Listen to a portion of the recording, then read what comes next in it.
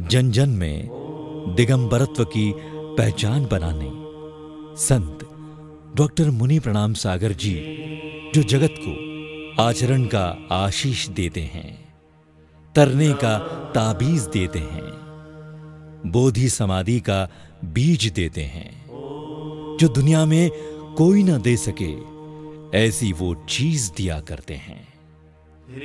वे हमेशा कहा करते हैं, यदि मैं भगवा वस्त्र पहनकर आता तो हिंदू का हो जाता, हरा वस्त्र पहनकर आता तो मुस्लिम का फकीर बन जाता, श्वेत वस्त्र पहनकर आता सिख या ईसाई का हो जाता। लेकिन मैं समस्त जगत को एकता का पाठ पढ़ाने के लिए दिशाओं का अंबर ओढ़कर दिगंबर बनकर आया हूं, जिससे हर इंसान को एक ही स्थान पर जियो और जीने दो का प्रेममयी ज्ञान मिल सके। ऐसे अनुपम विचारों के सूत्रधार डॉक्टर मुनि प्रणाम सागर जी को सुनते प्रणाम धारा प्रवचन माला।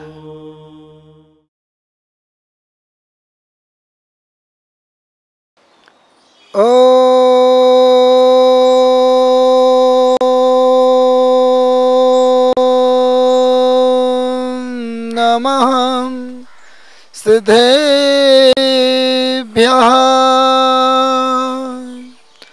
मंगलम भगवान वीरो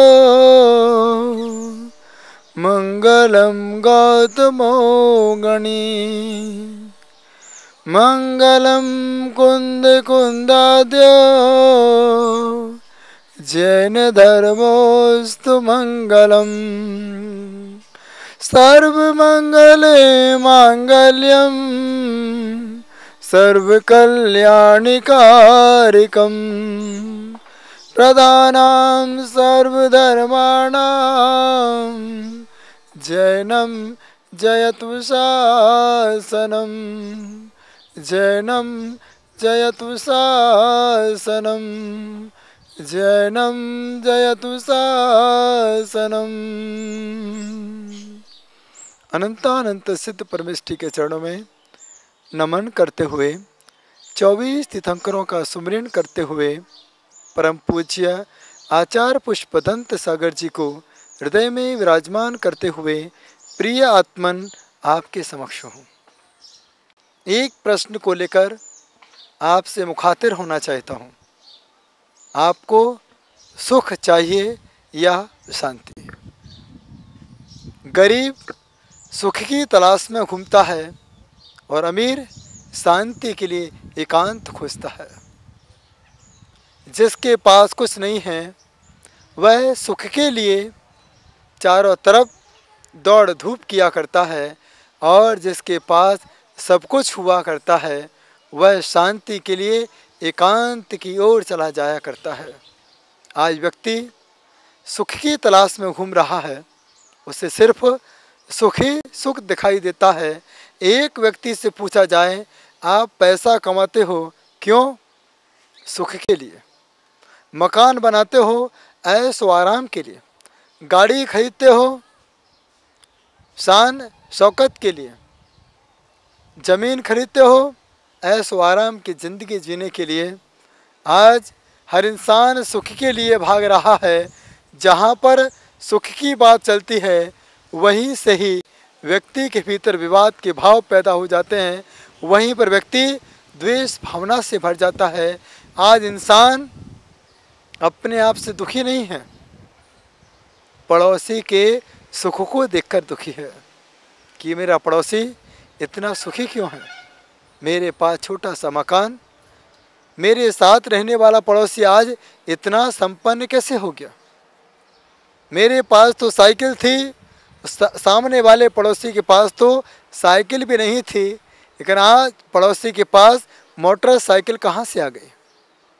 मेरे पास जब मोटरसाइकिल थी उस पड़ोसी के पास 4 व्हीलर कहाँ से आ गई।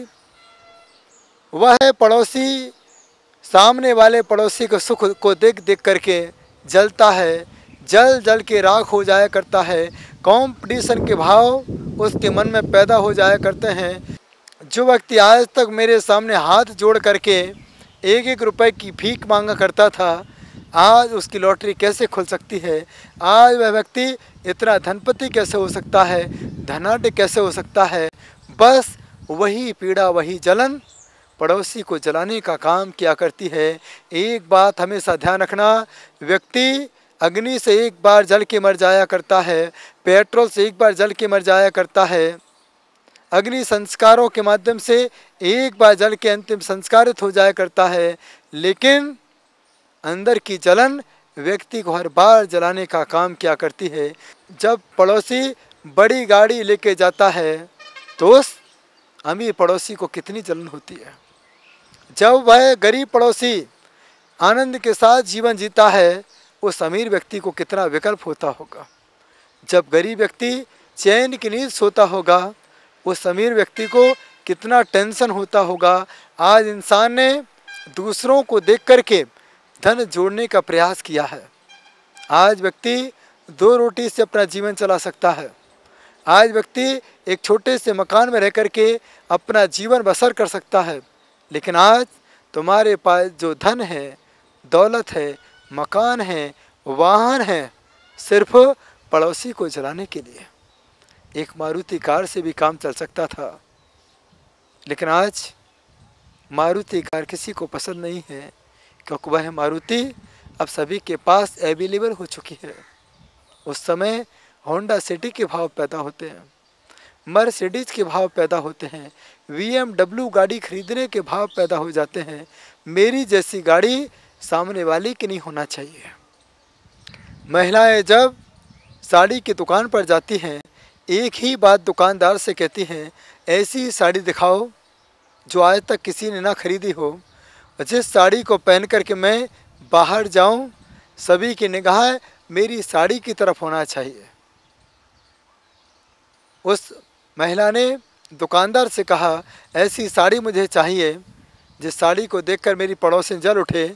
दुकानदार ने कहा, बहन जी माफ़ करना, जो साड़ी आपको चाहिए थी वह साड़ी आपकी पड़ोसिन ले जा चुकी है। वह जल करके राख हो जाती है कि वह पड़ोसिन बार बार मेरा पीछा नहीं छोड़ रही है, मैं उससे बदला लेकर के रहूँगी। बस इस बदले की भाव के कारण व्यक्ति धन संपत्ति को जोड़ना प्रारंभ कर दिया करता है। आज तुम्हारे द्वार पर जो कुछ भी है तुम्हारे लिए नहीं, पड़ोसी को दिखाने के लिए है। आज तुम्हारे घर का इंटीरियर डेकोरेशन तुम्हारे लिए नहीं, पड़ोसी को दिखाने के लिए। इतनी बड़ी शादी, इतने सारे बाराती, इतने सारे व्यंजन आपके लिए नहीं, पड़ोसी को दिखाने के लिए। व्यक्ति कितना धनपति है, कितना सुखी है, आनंद की ज़िंदगी जीता है। एक गरीब व्यक्ति जब अमीर बिल्डिंग के नीचे बैठता है, कितने भाव उसके मन में आते हैं, काश ये बिल्डिंग हमारी हो जाती, मैं आनंद के साथ सुखी हो जाता, किसी प्रकार की मुझे तकलीफ नहीं रहती। आज जब वह गरीब किसी व्यक्ति को आनंद के साथ जीता हुआ देखता है, वह सोचता है, भगवान क्या मैंने पाप किए, क्या अपराध किए हैं, आज इन गाड़ियों का सुख मुझे नहीं मिल पा रहा है, इन भौतिक सुविधाओं का सुख मुझे प्राप्त नहीं हो पा रहा है। हे नाथ, मुझे सुख सुविधाएं चाहिए। एक सम्राट जो फूलों की सेज पर ही सो कर के चैन से सोता था, बिना फूलों की सेज पर उसे नींद नहीं आती थी। हर दिन माली उसकी सेज पर फूल बिछा दिया करता था। रात्रि के समय थका हुआ सम्राट आता, फूलों की सेज पर सोता और चैन से उसे नींद आ जाती। कई दिनों तक माली के मन में विचार आता रहा, इस फूलों की सेज में है क्या? मैं तो ज़मीन पर सोता हूँ, मुझे नींद आ जाती है, पाटे पर सोता हूँ, मुझे नींद आ जाती है, मैं खेतों में भी सो जाता हूँ, वहाँ पर भी मुझे नींद आ जाती है, लेकिन इस सम्राट को फूलों की सेज पर ही सोने से क्या आनंद आता होगा, क्या सुख मिलता होगा, आज तक मुझे पता नहीं चला। एक बार सम्राट को किसी काम से बाहर जाना था। उसने माली से कहा, मैं रात को कभी भी आ सकता हूँ, सेज पर फूल बिछा के रखना। माली ने कहा, जो आज्ञा राजन। वह सम्राट युद्ध के लिए निकल जाता है। और वह माली इंतज़ार करता है। 9, 10, 11, 12 बज चुके हैं। मन ही मन में विचार कर रहा है, आज इस सेज पर सोने का अवसर मिला है, सम्राट कब आएगा। चलो एक बार इस सेज पर लेट कर के देख तो लेते हैं, क्या आनंद आता है। सम्राट को फूलों की सेज अच्छी क्यों लगती है। यह विचार जैसे ही माली के मन में आता है, वह तत्क्षण उस फूलों की सेज पर लेट जाता है। दिन भर का थका हुआ माली जैसे ही वह उस सेज पर लेटता है, उस माली को गहरी नींद आ जाती है। रात्रि के 12 बजे गेट खुले हुए थे। थका हुआ सम्राट सीधा शयन कक्ष की ओर पहुंचता है। सोचता है चलो थोड़ा सा विश्राम कर लूँगा। जैसे ही वह शयन कक्ष में जाता है तो देखता है कि मेरी सेज पर 2 कौड़ी का नौकर लेटा हुआ है। आग बबूला हो जाता है। हंटर निकाल के लाता है। उस माली पर हंटरों की बरसात कर देता है।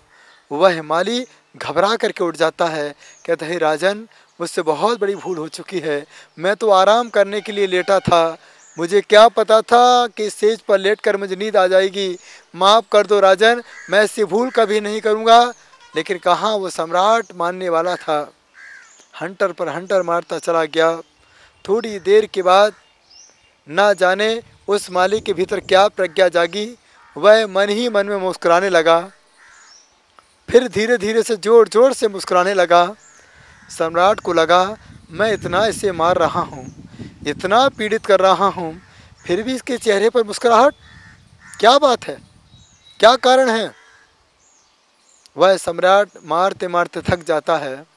पूछता है माली, मैं तुम्हें इतना मार रहा हूँ, फिर भी तुम्हें दर्द नहीं हो रहा, फिर भी तुम्हें कोई पीड़ा नहीं हो रही, क्या बात है।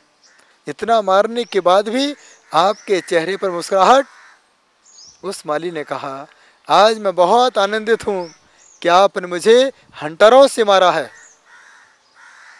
सम्राट ने कहा, यदि मैं किसी को एक हंटर मारता, वो तो मेरे चरणों में आके लोटपोट हो जाता। एक बार उसे डांट लगाता, वह तो हाथ जोड़ के प्रायश्चित के भावों से खड़ा हो जाता। मैंने तुम्हें इतना मारा है, फिर भी तुम्हारे भीतर प्रायश्चित के भाव नहीं।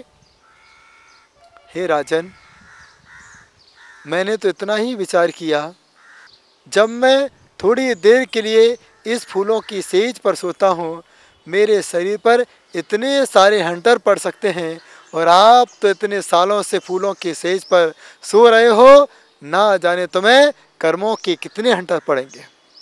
मैंने तो आपके हंटरों को खा के अपने पापों का प्रायश्चित कर लिया है, लेकिन आपने इतने सालों तक जो पाप किए हैं, उसका प्रायश्चित जाके कहाँ करोगे।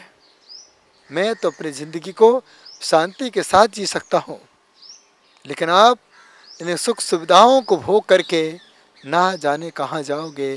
जब सम्राट ने उस माली की बात सुनी, उसे महसूस हुआ कि मैंने ज़िंदगी में कितना पाप किया है, कितने अपराध किए हैं, कितने सारे सूक्ष्म जीवों को सताया है, एक एक फूलों को पीड़ा पहुंचाई। यदि कोई व्यक्ति तुम्हारे एक बाल खींचता है, तुम्हें कितनी पीड़ा होती है। जो एक इंद्रिय जीव जो अपने कोमल पौधों को जन्म देता है और आनंदित होता है, मुस्कराता है, यदि उस पौधे को कोई तोड़ कर ले जाता है, उस फूलों उस वृक्ष पर क्या गुजरती होगी, क्या महसूस होता होगा, सोचो। वह सम्राट सुख सुविधाओं को छोड़कर शांति की खोज में चला जाता है। इस संसार में 2 चीज़ें हैं, सुख और शांति। सुख आपको भीड़ में मिल सकता है, शांति एकांत में ही मिल सकती है। सुख रिश्तेदारों के पास मिल सकता है, लेकिन शांति भगवान के द्वार पर ही मिल सकती है। सुख आपको होटलों में मिल सकता है, लेकिन शांति आपको हॉस्पिटल में ही मिल सकती है। सुख आपको चौराहे पर खड़े होकर मिल सकता है, पिकनिक स्पॉट पर मिल सकता है, लेकिन शांति आपको तीर्थ स्थानों पर ही मिल सकती है। आपको क्या चाहिए, व्हाट डू यू वांट। आप इतना पैसा क्यों इकट्ठा करते हो? सुख के लिए या शांति के लिए? जब व्यक्ति मरता है तो कहते हैं वह शांत हो गया। मरने के बाद तो सभी शांत हो जाते हैं, लेकिन जो जीते जी शांत हो जाया करते हैं, अपने परिणामों को शांत कर लिया करते हैं, वही संत पुरुष कहलाते हैं। संतों के पास ना कोई हथियार होते हैं, संतों के पास ना कोई मकान होते हैं, संतों के पास ना कोई व्यापार हुआ करता है। संत सदैव अपनी आत्मा में लीन रहा करता है, एकांत में रह करके प्रभु का ध्यान चिंतन मनन किया करता है। इसे संत शांति के साथ जीते हैं। जिनके पास सुख है वो तुम्हें सुख दे सकता है। देवों के पास सुख है, सुविधाएं हैं, देवों को याद करोगे तो वह देव आपको सुख से संपन्न कर देंगे। लेकिन वीतरागी के पास जाओगे तो वहाँ पर सिर्फ शांति है, वहाँ पर आनंद है, वहाँ पर उत्साह है, उमंग है। क्योंकि परमात्मा के द्वार पर जब शांति के लिए जाते हो, वह परमात्मा भी आपका साक्षात्कार लेता है, परमात्मा भी आपका इंटरव्यू लेता है। आप सुख के लिए आए हैं या शांति के लिए? सबसे पहले परमात्मा प्रश्न करता है, मेरे चेहरे पर मुस्कुराहट क्यों है? आपको जवाब देना है। यदि आप कहते हैं हे परमात्मा, आप अपने आप में जीते हैं, आप अपने आप में आनंदित रहते हैं, इसलिए आपके चेहरे पर मुस्कुराहट है, आप पास हो सकते हो। बात परमात्मा यही कहेगा, बस आप मेरी तरह मुस्कुराना सीख जाओ, आप पास हो जाओगे। दूसरा प्रश्न परमात्मा आपसे करता है कि मैं अपने पैरों पर पैर रखे क्यों बैठा हूँ, पद्मासन मुद्रा में क्यों बैठा हूँ? आप कहो हे परमात्मा, आपने दुनिया में घूमना फिरना बंद कर दिया है, आपका संसार का आवागमन रुक चुका है, इसलिए आप पद्मासन लगाए बैठे हैं, आपको बहुत शांति प्राप्त होगी। फिर आपसे परमात्मा प्रश्न करता है, मैं हाथों पर हाथ रखे क्यों बैठा हूँ? हे परमात्मा, आपको दुनिया से कुछ लेना देना नहीं है, आप सदैव अपने हाथों पर हाथ रखे बैठे हो। हे नाथ, मैं भी यही चाहता हूँ। एक प्रश्न और परमात्मा आपसे करता है, मैं अपनी दृष्टि को नासाग्र क्यों किए हूँ? आप कहो हे नाथ, दुनिया को देखता हूँ तो विकल्प होता है, अपने आप को देखता हूँ संकल्प के भाव पैदा हो जाते हैं, दृढ़ शक्ति बढ़ जाती है, इच्छा शक्ति मजबूत हो जाया करती है। फिर वह परमात्मा आपसे इतना ही कहेगा, आप पास हो चुके हो। पास होने का मतलब आप सदैव मेरे पास रह सकते हो। यदि आप मेरी तरह मुस्कुराना चाहते हो, यदि आप मेरी तरह सुखी होना चाहते हो, मेरी तरह शांति के साथ जीवन जीना चाहते हो, तो आप मेरे जैसा जीना सीख जाओ, मेरे जैसा बैठना सीख जाओ, संसार के सारे विकल्पों का त्याग कर देना। उसी दिन आप पास हो जाओगे, फिर तुम्हें कोई परमात्मा से दूर नहीं कर पाएगा। इसी जीवन में सुख सभी है, लेकिन शांति सभी जगह नहीं मिल सकती है। संसार में सुख सभी जगह मिल सकता है, लेकिन शांति सिर्फ शांतिनाथ भगवान के पास मिल सकती है, 24 तीर्थंकर परमात्मा के पास मिल सकती है, वीतरागी भगवान के पास मिल सकती है। आप एक बार उनके पास चले जाना, सदैव शांति के साथ आपका जीवन व्यतीत हो सकता है। यही शांति आपके जीवन को आनंददायिनी बना सकती है, यही शांति आपको शाश्वत सुख की प्राप्ति करा सकती है। आप जीवन में सुख के प्रति नहीं, शांति के प्रति चिंतित रहें, आपका जीवन आनंद के साथ व्यतीत हो सकता है। आज जो गरीब हैं, यही नहीं सोचें कि मेरे पास कुछ नहीं है। जो जितना गरीब होता है वही परमात्मा के उतने करीब हुआ करता है। तो आज अपने आप को गरीब नहीं, परमात्मा के करीब समझ करके शांति के साथ जीवन जिएं। सारी सुख सुविधाएं अपने आप तुम्हें प्राप्त होती चली जाएगी। परमात्मा ने सब कुछ छोड़ा शांति के लिए, सारी सुख सुविधाएं मिली, लेकिन उन्होंने अपनी शांति के लिए सुख सुविधाओं को स्वीकार नहीं किया। आप शांति से रहें, शांति के साथ जिएं, आप सुखी रहें, यही हमारे भाव हैं। ओम नमः सिद्धेश्वराय।